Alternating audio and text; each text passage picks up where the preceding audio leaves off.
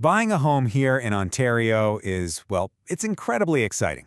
But there's one part of the whole process that can really catch people by surprise, and that's the closing costs. So we're here to break it all down for you. Now, just remember, this is a general guide, right? Every single situation is a little different, so think of this as your starting point, your foundation for a chat with your own pros. So you did it. You found the perfect place, your offer got accepted, and you are on top of the world. But then, that little thought creeps in. Wait a minute, there are other costs, right, before I actually get the keys? Don't even worry about it. We are going to walk through everything, step by step, so you're going to feel totally prepared and confident. All right, here's our game plan for understanding all these closing costs. By the time we're done, you are going to have all the info you need to feel completely in control of this whole thing. Okay, first things first. That price you see on the offer, well, that's not the final number you're going to pay when closing day rolls around. But there's a really simple rule of thumb that'll help you budget for all these extras. You're going to want to get ready for this number. You need to set aside an extra 1.5 to 4% of the purchase price just for closing costs. So think about it. On a $700,000 home, that's a pretty big chunk of change, somewhere between $10,000 and $28,000. And remember, this is on top of your down payment. That's why it's so important to plan for it. So, what in the world are you actually paying for? Honestly, the best way to think about closing costs is as the price of your own peace of mind. They cover all that essential legal and admin work that makes sure when you finally get those keys, that home is truly and legally yours, with absolutely no hidden surprises down the road. Okay, now let's talk about the big one. This is usually the largest single closing cost you're going to face in Ontario, the land transfer tax. This is a provincial tax, and pretty much every buyer has to pay it whenever a property changes hands. This land transfer tax, it's calculated on a sliding scale, kind of like how income tax works, right? The more expensive the home is, the higher the percentage of tax you pay on different parts of its value. Let's look at a real-world example to see what I mean. For that same $700,000 home, anywhere in Ontario, outside of Toronto, you're looking at a provincial land transfer tax of $10,475. That is a big number, and it's one you definitely want to be ready for. But, and this is a big but, here's some fantastic news. If you happen to be an eligible first-time home buyer, there's a huge rebate available that can save you literally thousands of dollars. The provincial government offers a rebate of up to $4,000.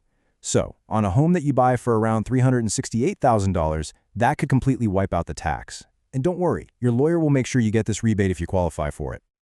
All right, next up, let's look at the fees for the professionals who are going to guide you through all the legal stuff and, protect your investment. So your lawyer's bill basically has two main parts. First, there's their legal fee, for their time and their expert advice. And second, there are things called disbursements. These are really just the out-of-pocket expenses they pay for you to get the deal done, stuff like courier fees and government registration costs.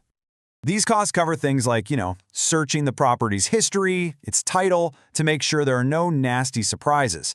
They also cover officially registering the new deed in your name and checking to make sure the previous owners don't have any outstanding debts tied to the property.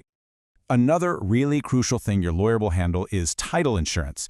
Now, this is not your yearly home insurance policy. No, this is a one-time fee for a policy that protects you from hidden ownership issues for as long as you own that property. So for just a few $100s that you pay once, title insurance protects you from massive headaches like title fraud or some unknown lien from a previous owner, or even disputes over where your property line actually is. It is a very small price to pay for a whole lot of security. Okay, next up are adjustments. Now, this isn't really a fee, it's more like a reimbursement you pay to the seller. It's all about fairness, just making sure they get paid back for bills they've already covered for a time when you will be the owner. Your lawyer is going to create this thing called a statement of adjustments to make sure it's all fair. It's basically a spreadsheet that does all the math on who owes what, so you only end up paying for your share of the expenses from the exact day you take ownership. A classic example is property tax. Let's say the seller paid their property taxes for the entire year, but you're taking over on July 1st. Well, it's only fair that you pay them back for the second half of the year, right? The exact same logic applies to condo fees, or if they left you with a full tank of heating oil. And finally, let's just quickly look at a few other potential costs. These can really vary depending on your specific situation, but it is super smart to have them on your radar so you're not caught off guard. A home inspection, we always recommend one. and that cost comes right out of your pocket. Your mortgage lender will also probably require an appraisal just to confirm the home's value.